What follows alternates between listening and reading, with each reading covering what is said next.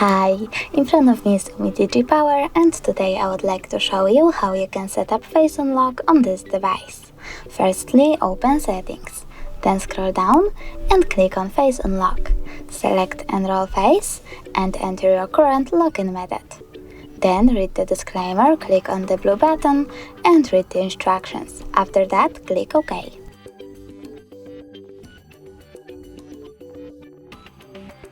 Now, when I turn off my screen and turn it back on, I can see that face unlock is working properly.